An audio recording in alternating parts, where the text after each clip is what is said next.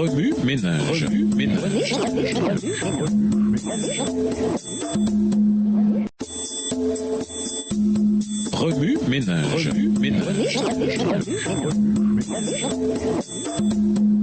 Bienvenue dans votre émission Remue ménage.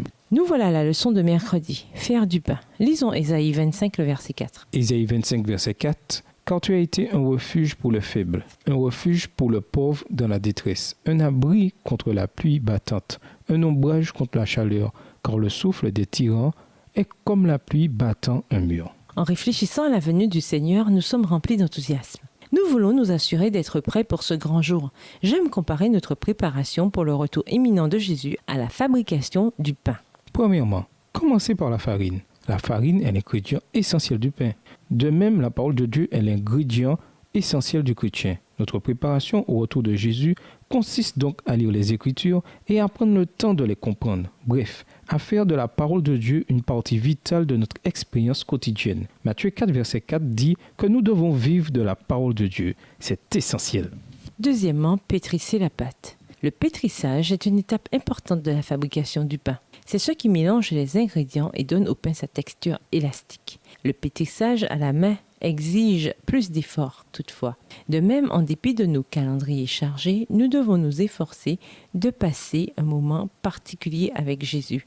Luc 9, le verset 23, dit que nous devons nous charger de notre quoi chaque jour et marcher sur les pas de Jésus afin d'être prêts pour son retour. Troisièmement, laissez reposer la pâte.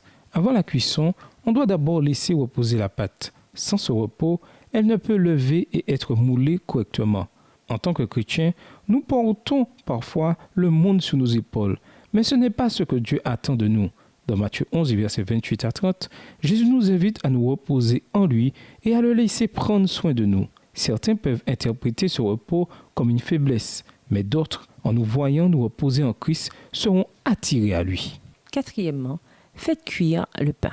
Enfin, on doit allumer le four et faire cuire le pain à haute température. Cette étape me rappelle la souffrance. Il est difficile de passer par le feu, mais à ce moment-là, le Christ ne nous abandonne pas. Ésaïe 25, verset 4, dit que Jésus est notre refuge et notre abri. Nous pouvons lui faire confiance, même lorsque nous subissons des épreuves. Cinquièmement, bon appétit. Pourquoi fait-on du pain ? Pour satisfaire nos besoins quotidiens en vue d'une croissance physique optimale et pour nous donner l'énergie dont nous avons besoin pour vivre et travailler. Pierre nous invite à trouver notre force en Jésus, en la promesse de son retour, et à croître en grâce et en connaissance jusqu'à ce qu'il vienne. Remue ménage, vous reposez-vous en Jésus ? Quel fardeau devez-vous lui apporter ? À votre avis, que signifie croître en Christ ? Au revoir. Et à demain si Dieu veut.